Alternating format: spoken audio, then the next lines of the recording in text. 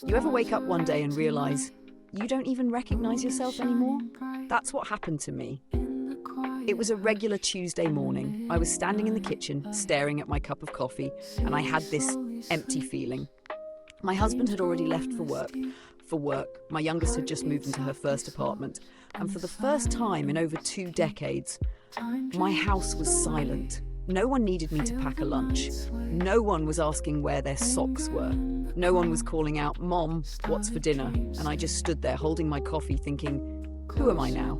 For 25 years I was their person. The wife who kept everything running smoothly. The mom who showed up for every game, every recital, every late night fever. But now, they were out living their lives. And me, I felt lost. I don't know when I stopped having my own dreams. Maybe it was after my first child was born, when I put my art degree aside because real life took over. Or maybe it was when my husband got promoted and I became the one who held everything together at home. It wasn't resentment. I chose to do it, and I loved my family. I still do. But somewhere along the way, I forgot that I was a person too. So that morning, standing in my quiet kitchen, I did something I hadn't done in years. I sat down and asked myself, what do I want? At first, I didn't even know how to answer. It felt selfish, but then a little voice inside me whispered, "You used to love painting." I almost laughed. The last time I picked up a paintbrush, my kids were still in diapers, but something inside me told me to try. So I drove to the nearest art store, bought a set of acrylics, and that night, after dinner, I sat at my kitchen table and started painting. It was awful, messy, uncoordinated, but I hadn't felt that alive in years, and that was just the beginning. For the first time in decades, I started saying yes, but this time to myself. I signed up for an art class at the community centre. I was the oldest one there, surrounded by college students, but I didn't care. I learned to mix colours again, to let my hands move freely. Then I did something even crazier. I booked a trip. Alone. My husband didn't get it. He said, "Why would you want to travel by yourself?" And I didn't have a perfect answer. I just knew I needed to. So I went to Italy, a place I had always dreamed of visiting. I walked through art museums, stood in front of the Sistine Chapel, and sat in little cafes where no one knew my name. And for the first time in years, I wasn't someone's wife, someone's mother. I was just me. And you know what? I liked her. Coming back home was different. I thought my husband would be proud of me for taking this step, but instead he was confused. He asked, "Why are you doing all of this now?" And I had to tell him the truth, because I forgot who I was, because I don't want to spend the rest of my life waiting for permission to live. It wasn't easy. He felt like I was changing too much, too fast, and maybe I was. But I wasn't leaving him. I wasn't abandoning my family. I was just finally including myself in my own life. The guilt was the hardest part. Every time I did something for myself, I felt like I was taking something away from them. But then I realised, what kind of example was I setting? That women are only valuable when they're giving everything away? No, that wasn't the message I wanted to leave behind. So here I am now, 47 years old, painting in my little home studio. Last month, I sold my first piece of art. I'm planning another solo trip. I have new friends, women like me, who are learning to live for themselves again. And my family? They're fine. My husband is learning to see me as more than just his wife. My kids are proud of me. And I'm proud of myself. So if you're listening to this, and you've ever felt like I did, lost, invisible, like your whole life has been about everyone except you, I just want to say this, it's never too late. You're allowed to take up space. You're allowed to dream. You're allowed to live. Because you were never just a mom, never just a wife, you have always been you. And that's enough.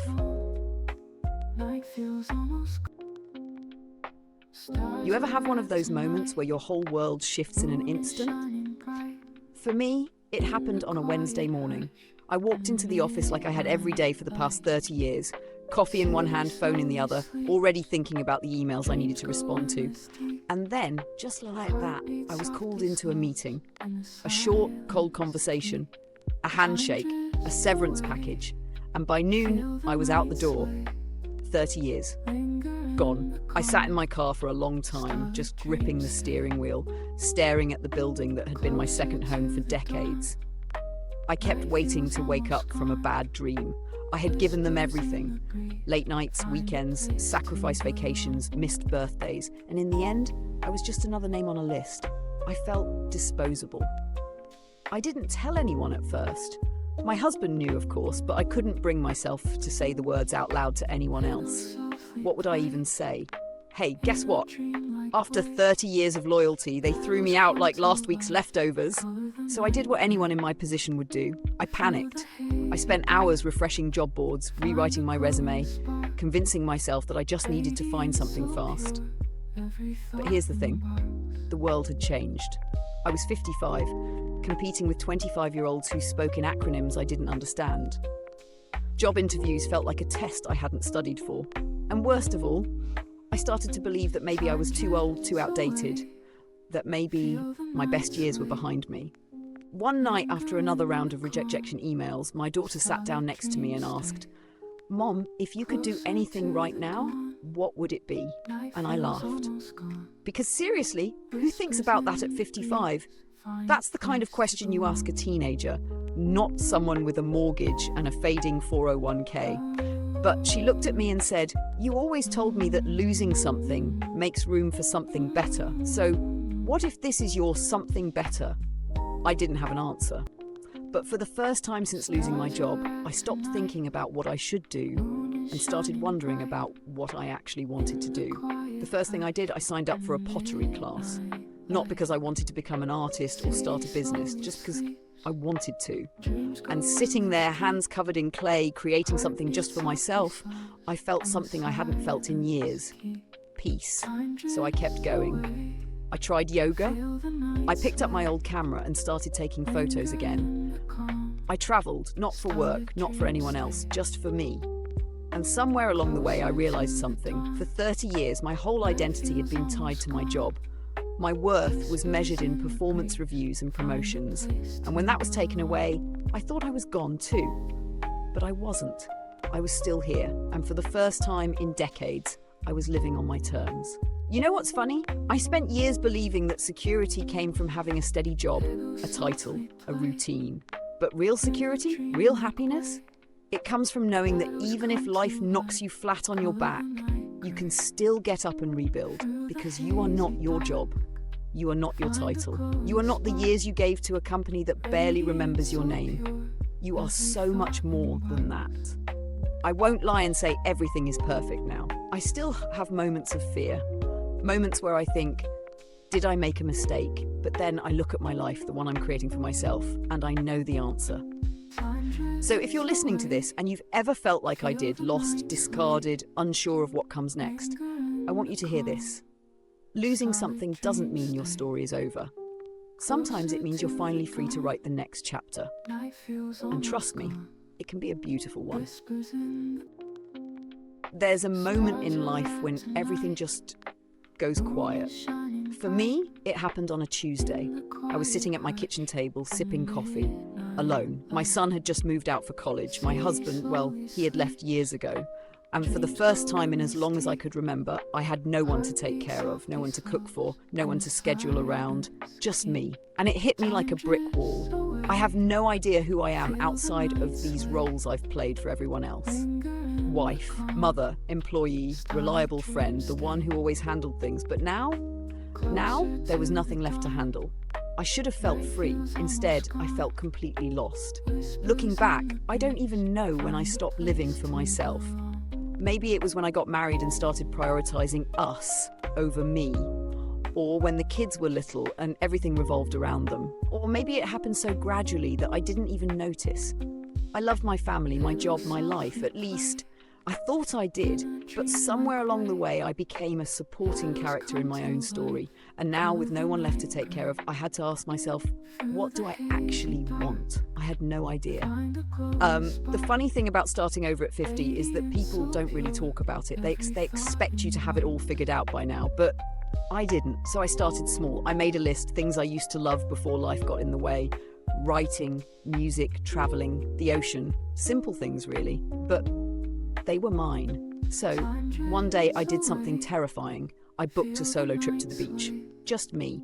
No itinerary, no one to take care of. I won't lie, the first night, I sat in my hotel room and wondered what the hell I was doing. I felt stupid. Who goes on a trip alone at 50?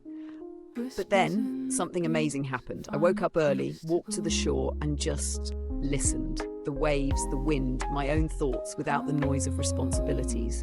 And for the first time in years, I felt at peace. I used to think change was something that happened to you, something to survive, but I was wrong. Change is something you choose. I had spent years fearing what life would be like if I didn't have my old roles to define me. But what I should have feared was never giving myself the chance to become something more. So I stopped saying no. I signed up for a painting class. Turns out I'm terrible at it, but I love every second. I started going out with new friends, women like me, who were also figuring things out. I finally cut my hair the way I always wanted to, but was too afraid to try. And little by little, I started recognizing the woman in the mirror again. For years, I thought being a good mother, a good wife, a good person meant always putting others first. And while love and sacrifice are beautiful things, I learned that you can't pour from an empty cup. Choosing yourself isn't selfish, it's necessary. And if I had one regret, it's that I didn't start sooner. I won't pretend I have all the answers now. There are still days when I feel unsure, when I wonder if I made the right choices. But you know what? For the first time in a long time, I'm excited to see what happens next. So if you're listening to this and you feel stuck, lost, afraid of starting over, let me tell you this. It's never too late. And maybe, just maybe, the life you've been waiting for is still ahead of you. I was just grabbing a coffee, nothing special, just another ordinary afternoon. And then I heard my name. At first I thought I imagined it, but then I turned around and there he was. Jake, my first love, the one who at 19 I thought I'd spend forever with, the one who taught me what love felt like and also what heartbreak truly meant. And just like that, I was no longer a woman in my 50s, standing in line for an overpriced latte. I was a teenager again, sitting in the passenger seat of his old car, singing along to cheesy love songs, believing nothing in the world could touch us. For a second, we just stared at each other. I saw the same sharp blue eyes, the same smirk that always got him out of trouble. But there were new things too. Lines on his face, greying hair. He looked good though, familiar, but different. And then he smiled and said, "Wow, after all these years, it's really you." I didn't even think. The words just slipped out, "Yeah, it's me." And just like that, we were standing face to face. Decades later, two people who once thought they couldn't live without each other. We ended up at a cafe down the street.